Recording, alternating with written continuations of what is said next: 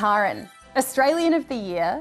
Tell me, what has it been like? Oh, it has been such an honour to be Australian of the Year, but how exciting that we've been able to have a really important national conversation about how people feel about their bodies. And what if instead of spending their precious time and energy at war with their bodies, our young people were free to become the leaders, big thinkers and game changers the world needs more of right now? It's not our bodies that need to change, it's our perspective. This is how you sort of got started on this journey, right? It all was a photo that you posted, or two photos that you posted. Can you tell me about that? So I did a bodybuilding competition for a very short amount of time on my quest to get the perfect body because I thought it would make me happy, and it actually didn't. I had my 3 children. I ended up hating my body. So I trained hard, and then you know what? I'm standing there in my perfect body and I'm not happy. Too much sacrifice, too much time, too much obsession, and it's just not worth it. So I sort of put my, let's call it my perfect body in my before, and my after photograph was as I am now, with a bit of cellulite and a few folds and rolls and whatever it is. And it just broke people's brains around the world that a woman could love her body after. And that's kind of how it all began. And what I got back from thousands of people around the world was, oh, I'm really struggling with how I feel about my body, and what can I do? So it was a case of, there's a big problem. How can I be part of the solution? Let's tell some stories, because that's the most effective way to get into people's hearts and minds, is storytelling. And decided to write some books and eventually made films. And film is the best way to tell stories. I'm Taryn. 10 years ago, I began a global movement to help people embrace their bodies. But people younger and younger don't like their bodies. I'm not pretty enough, I'm not good enough. Because in media, no one's really like me. And I am determined to do something about it.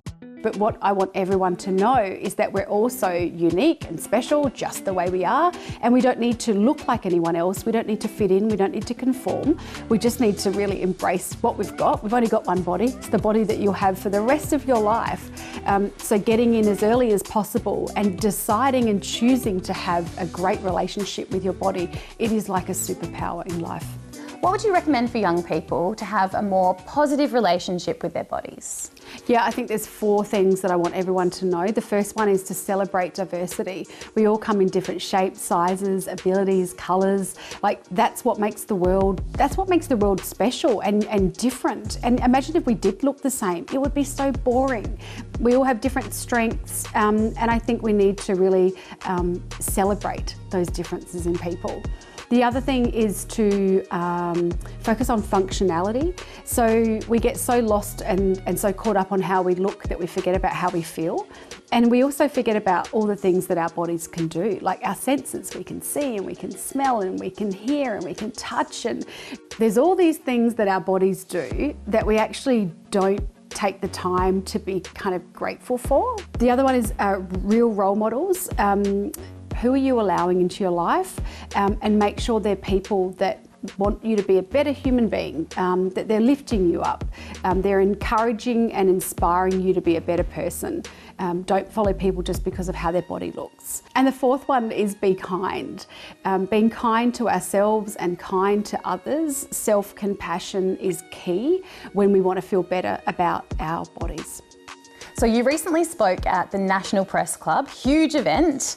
You spoke about a no Photoshop policy, in particular when it comes to influencers on social media. Can you tell me a little bit more about that idea? It's something so easy that influencers and models can do, is have a photoshopping policy that doesn't allow any magazine or anyone who's editing photos to remove the pimple or to smooth out the lines or to make any changes to their appearance. Educate yourselves on how you might be contributing. Put a photoshopping policy in place that your images can't be airbrushed or altered. Let your audiences see the real you. I put one in place 7 years ago, and it's so easy, and no one has ever given me a hard time for having that policy. Simple. It's an opportunity and an invitation for influencers to be bold and make decisions that will ultimately make people feel better about themselves. So Taryn, what's next? After being Australian of the Year, where are you going to take your message? Look, we're on the mission to reach 1 million children. That will be the focus and we won't stop, but that's 1 in 4. So once we've achieved 1 in 4, we're going to go for 1 in 2. And then we're going to go for every Australian. Every Australian child deserves to grow up appreciating and valuing their body and feeling good in their bodies. So that's the mission. Whatever it is that will help people embrace, that's what you'll find me doing. Yeah, so good.